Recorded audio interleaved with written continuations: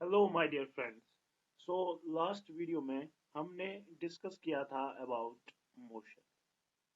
सो हमने मोशन के बारे में कहा था कि मोशन जो है, जब भी कोई ऑब्जेक्ट अपनी पोजीशन चेंज करता है with time, with respect to a stationary object, जिसे हमने रेफरेंस पॉइंट बोला था, उस चीज को हमने बोला था मोशन। फिर मैंने आपको कॉन्सेप्ट दिया था अबाउट फिजिकल क्वांटिटी। तो आज हम इसी के बारे में थोड़ा सा डिस्कस करेंगे कि फिजिकल क्वांटिटीज क्या होती हैं। कोई भी ऐसी क्वांटिटी जिसका मेजरमेंट नेसेसरी है,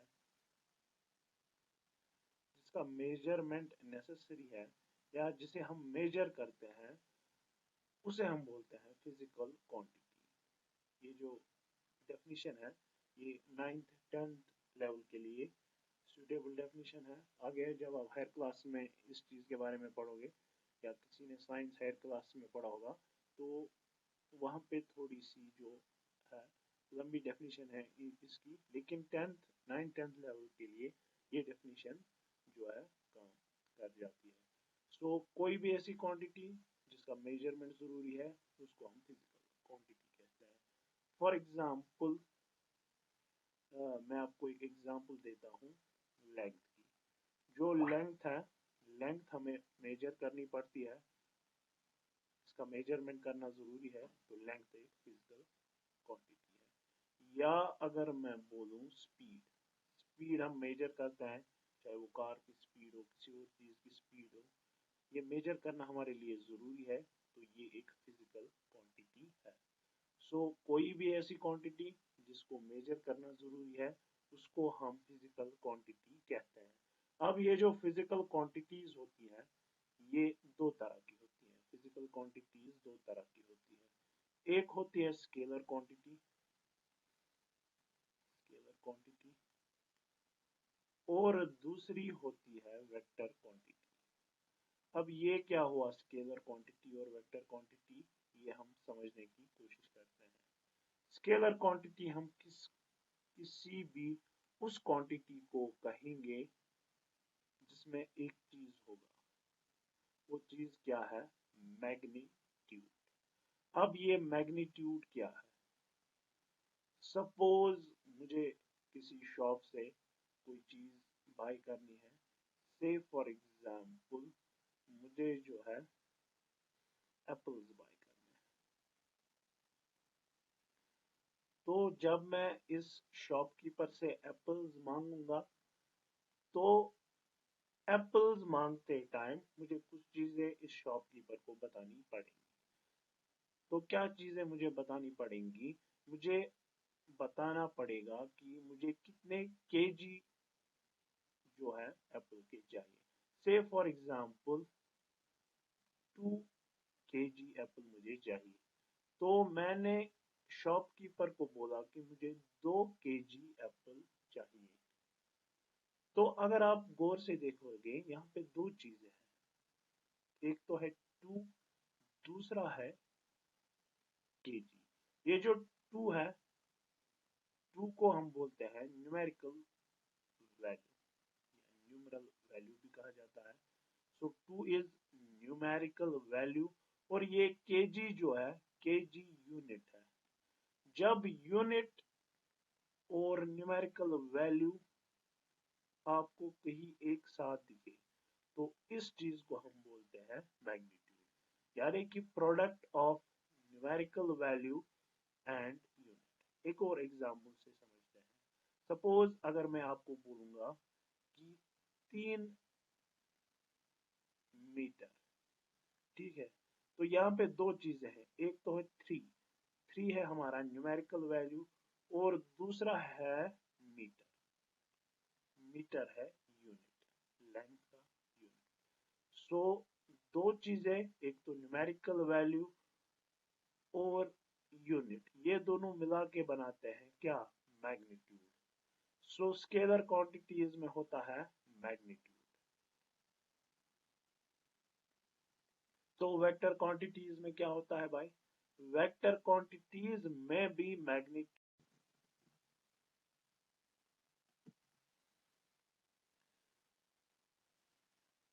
So मैंने आपको अब तक बताया स्केलर क्वांटिटीज के बारे में। स्केलर क्वांटिटीज में मैग्नीट्यूड होता है।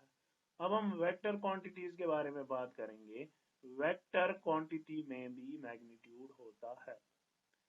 अब मैग्नीट्यूड इसमें भी है, इसमें भी है, फिर वेक्टर क्वांटिटी और स्केलर क्वांटिटी में फर्क किस बात का है?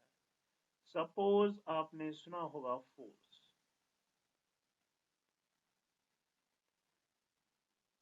कोई भी चीज अगर रेस्ट पे है, तो अगर उस चीज को हमें मूव करवाना है तो उस चीज पे हमें फोर्स लगाना पड़ता है। सपोज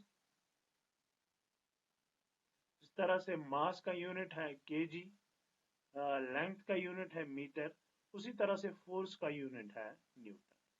सपोज मुझे 10 न्यूटन फोर्स की जरूरत है इस बॉक्स को अपनी जगह से मूव कराने के लिए। अब मैं क्या कर रहा हूं काम, 10 न्यूटन फोर्स जो है इस बॉक्स पे मैं अप्लाई कर रहा हूं। इस बॉक्स पे मैं 10 न्यूटन फोर्स अप्लाई करूंगा तो क्या ये बॉक्स अपनी जगह से मूव होगा? आप 10 सेकेंड लीजिए और सोचिए, क्या ये बॉक्स अपनी जगह से मूव होगा?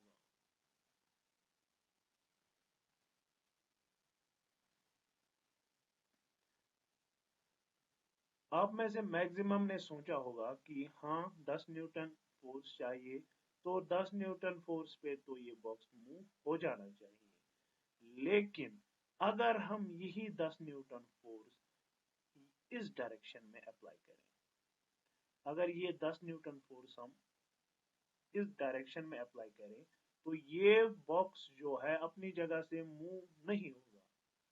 लेकिन अगर हम 10 न्यूटन फोर्स या तो लेफ्ट साइड से अप्लाई करें या राइट साइड से अप्लाई करें इस तरह से, तो ये बॉक्स डेफिनेटली अपनी जगह से मूव होगा। तो यहाँ पे हमें पता था मैग्नीट्यूड, लेकिन मैग्नीट्यूड के साथ साथ ये जो 10 न्यूटन था ये हमारा मैग्नीट्यूड था, लेकिन मैग्नीट्यूड के साथ साथ हमें एक और चीज जानने की जरूरत थी, that was the direction. So vector quantities में दो चीजें होती हैं, एक तो होता है मैग्नीट्यूड, दूसरी होती है डायरेक्शन।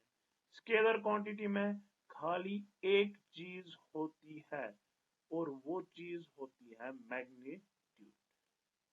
अब एग्जाम में इस तरह से भी क्वेश्चन आ सकता है, which of the following is a scalar quantity, which of the following is a vector quantity। वहां पे आपको सोचना है कि इस चीज पे डायरेक्शन का असर पड़ेगा या नहीं। अगर किसी चीज के मैग्नीट्यूड पे डायरेक्शन का कोई असर नहीं पड़ता तो वो चीज स्केलर क्वांटिटी है। जो भी डायरेक्शन पे डिपेंडेंट नहीं है वो स्केलर क्वांटिटी है, और जो भी क्वांटिटी डायरेक्शन पे डिपेंड करती है वो वेक्टर क्वांटिटी है। आई होप कि यहाँ तक आपको क्लियर हो गया होगा। अब हम बात करेंगे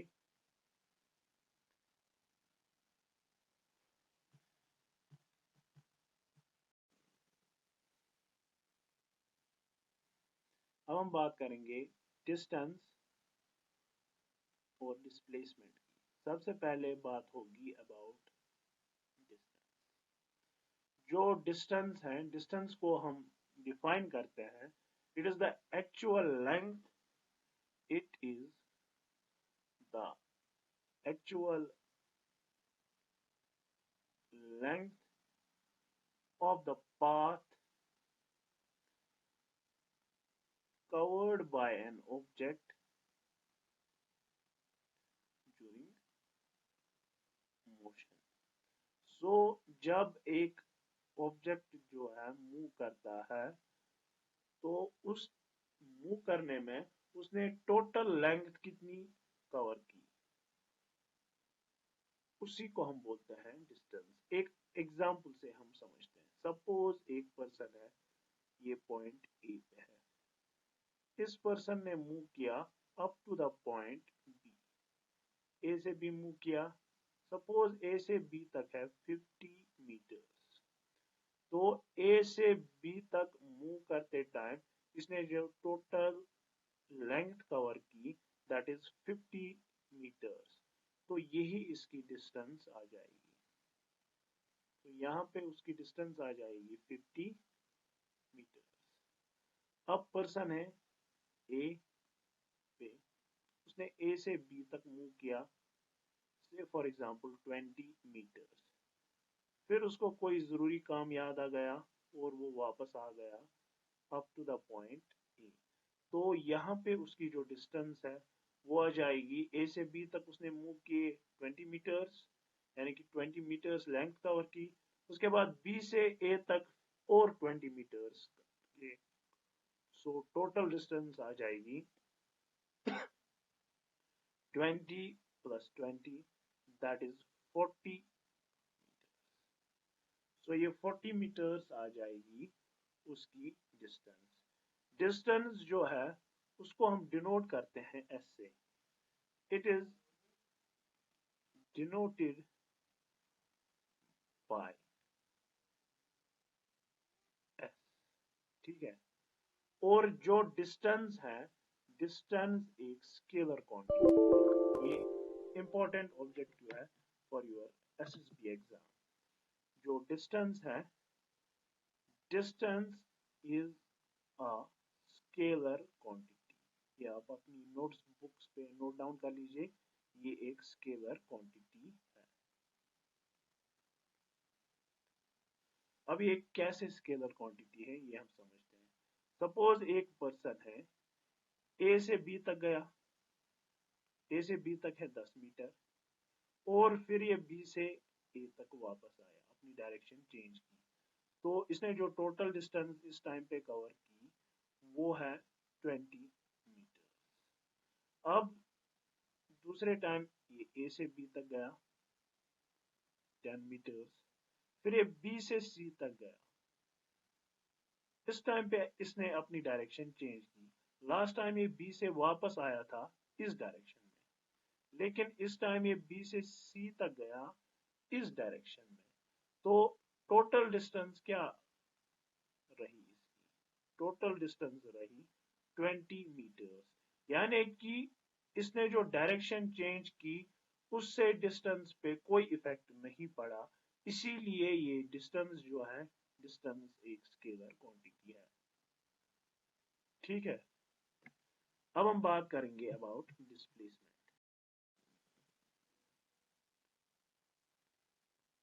सो अब हम बात करेंगे डिस्प्लेसमेंट के बारे में। डिस्प्लेसमेंट की काफी सारी डेफिनेशंस मार्केट में ऑलरेडी अवेलेबल है, लेकिन जो मुझे सिंपलेस्ट पॉसिबल डेफिनेशन लगती है, सबसे best possible definition of displacement, it is shortest distance, shortest distance between initial point and final point। Initial point और फाइनल पॉइंट के दरमियान शॉर्टेस्ट डिस्टेंस, उसी को हम बोलते हैं डिस्प्लेसमेंट। अब इसका क्या मतलब है ये हम समझने की कोशिश करते हैं। जिस पॉइंट से मोशन स्टार्ट होती है उस पॉइंट को हम बोलते हैं इनिशियल पॉइंट। सपोज मैंने ए से मूव करना स्टार्ट किया, तो ये ए मेरा इनिशियल पॉइंट है।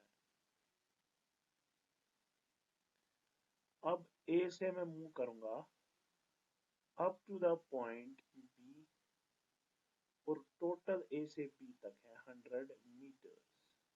तो मेरा इनिशियल पॉइंट इस टाइम पे है ए, और मेरा फाइनल पॉइंट इस टाइम पे है बी। तो डिस्प्लेसमेंट इनिशियल पॉइंट और shortest possible distance between initial point and final point, final point है बी, वो है 100 मीटर। यहाँ पे डिस्टेंस भी होगी 100 मीटर। सो यहाँ पे डिस्टेंस और डिस्प्लेसमेंट एक दूसरे के बिल्कुल बराबर है। अब सपोज पॉइंट ए है, पॉइंट ए से मैंने मूव किया पॉइंट बी तक, पॉइंट ए से बी तक है 50 मीटर। अब बी से मुझे जरूरी काम याद आ गया और मैं वापस आ गया up to the point A. अब मैंने कितनी डिस्टेंस कवर की? डिस्टेंस मैंने कवर की इस टाइम पे 50 पहले और 50 वापस आते टाइम, यानी 100। मैंने अपनी मोशन स्टार्ट कहाँ से की? ए से स्टार्ट की, तो मेरा इनिशियल पॉइंट ए है, तो फाइनल पॉइंट क्या है मेरा? एंड पे मैं किस पॉइंट पे पहुंचा? ए पे ही पहुंचा, तो मेरा फाइनल पॉइंट भी ए ही है। और जब मैं जिस पॉइंट से स्टार्ट किया था उसी पॉइंट पे एंड पे पहुंचा, तो मैं इन दोनों के दरमियान जो शॉर्टेस्ट पॉसिबल डिस्टेंस है वो है 0। So shortest distance between initial point and final point इस क्वेश्चन के लिए आ जाएगी 0। सो यहाँ पे डिस्टेंस है 100 और डिस्प्लेसमेंट है 0, यानी कि यहाँ पे जो डिस्टेंस है, डिस्टेंस ग्रेटर है डिस्प्लेसमेंट से। पहले केस में डिस्टेंस जो थी, डिस्टेंस इक्वल थी डिस्प्लेसमेंट में। जितने भी आप केसेस देखोगे, हर एक केस में या तो आप डिस्टेंस देखोगे इक्वल है डिस्प्लेसमेंट के, या देखोगे ग्रेटर है डिस्प्लेसमेंट से। यानी डिस्टेंस हमेशा या तो ग्रेटर होगी डिस्प्लेसमेंट से या तो इक्वल होगी डिस्प्लेसमेंट। ये जो डिस्प्लेसमेंट है, डिस्प्लेसमेंट एक वेक्टर क्वांटिटी है। ये बहुत ही इंपॉर्टेंट पॉइंट है, डिस्प्लेसमेंट एक वेक्टर क्वांटिटी है। अगर ये वेक्टर क्वांटिटी है तो ये डिनोट कैसे हम करते हैं? ये भी हम एस से डिनोट करते हैं, और इस एस के ऊपर हम एक एरो डाल देते हैं जिसका मतलब है डायरेक्शन। सो डिस्प्लेसमेंट एक वेक्टर क्वांटिटी है और डिस्टेंस जो है एक स्केलर क्वांटिटी है। डिस्टेंस ग्रेटर हो सकती है डिस्प्लेसमेंट से या तो इक्वल हो सकती है डिस्प्लेसमेंट के, लेकिन डिस्प्लेसमेंट कभी भी डिस्टेंस से ज्यादा नहीं होगी। तो यहाँ तक आई होप क्लियर हुआ होगा। अब हम आगे बात करेंगे about speed. Now we will talk about speed. अब ये स्पीड क्या है ये हम समझने की कोशिश करते हैं। सपोज एक पर्सन है, इसने 60 किलोमीटर कवर किए, 60 किलोमीटर कवर किए 1 घंटे में। दूसरा पर्सन है जिसने 120 किलोमीटर कवर किए 1 घंटे में। तो अगर हम नॉर्मली बोलेंगे तो स्पीड हम डिफाइन करते हैं डिस्टेंस ट्रैवल, यानी कितनी डिस्टेंस किसी पर्सन ने ट्रैवल की पर यूनिट टाइम। अब ये यूनिट टाइम जो है इसका मतलब क्या है ये हम समझने की कोशिश करते हैं। स्पीड हमारी होती है बराबर डिस्टेंस डिवाइडेड बाय टाइम के, ठीक है। तो यहाँ पे पहले केस में हमारी डिस्टेंस थी 60 और टाइम है 1। जब 60 को हम 1 से डिवाइड करेंगे वहां पे आ जाएगा 60 किलोमीटर पर आवर। यहाँ पे हम पर यूनिट टाइम का मतलब समझने की कोशिश कर रहे हैं, यानी 1 आवर में ये कार या ये पर्सन कवर करेगा 60 किलोमीटर 1 आवर में, वही हो गया पर आवर। दूसरे केस में 120 डिवाइडेड बाय 1। सो दूसरा जो पर्सन है वो 1 घंटे में यानी कि 1 यूनिट टाइम में कवर करेगा 120 किलोमीटर, यानी कि 1 आवर या कभी कभी 1 मिनट भी होता है, या कभी कभी 1 सेकंड भी होता है। इन सब को हम यूनिट टाइम बोलते हैं। वन जहां पे भी आप देखोगे उसको हम यूनिट टाइम बोलते हैं। एक यूनिट टाइम में एक ऑब्जेक्ट कितनी डिस्टेंस कवर करेगा उसी को हम स्पीड बोलते हैं। एक और एग्जांपल से मैं आपको ये समझाऊंगा। सपोज एक पर्सन है, इसने 60 मीटर कवर किए 2 सेकेंड्स में। 60 मीटर्स कवर किए कितने सेकेंड्स में? 2 सेकेंड्स में। तो इसकी स्पीड क्या आ जाएगी? इसकी स्पीड आ जाएगी 60 डिवाइडेड बाई 2। 60 डिवाइडेड बाई 2 आ गया 30। जो ये 30 है, ये मीटर इसने कवर किए कितने में? 1 सेकेंड में। यानी अगर 2 सेकेंड में इसने 60 किलोमीटर कवर किए तो 1 सेकेंड में ये कितना कवर करेगा? 30 किलोमीटर। 1 सेकेंड पर सेकेंड मतलब हो गया 1 सेकेंड में कितना ये कवर करेगा, वही स्पीड है। यानी एक यूनिट टाइम में, चाहे वो यूनिट टाइम आवर हो, चाहे वो यूनिट टाइम मिनट हो, चाहे वो यूनिट टाइम सेकेंड हो, एक ऑब्जेक्ट कितनी डिस्टेंस कवर करेगा उस चीज को हम बोलते हैं speed. Speed is denoted by v, denoted by v। और स्पीड जो है, स्पीड एक स्केलर क्वांटिटी है। Speed is a scalar quantity. Next video में हम बात करेंगे स्पीड के ही बारे में, और वेलोसिटी, एक्सेलरेशन, सारे टॉपिक्स हम कवर करेंगे जो कि आपके syllabus JKSSB finance accounts system syllabus में मेंशन्ड है। आई होप यहाँ तक सारी चीजें जो है वो आपको अंडरस्टैंड हुई होगी। मैंने बिल्कुल बेसिक लेवल से पढ़ाया। अगर कोई फीडबैक है तो आप कमेंट्स में ज़रूर मेंशन कर सकते हो। अगर वीडियो पसंद आए तो लाइक, शेयर और सब्सक्राइब ज़रूर करें। Thank you.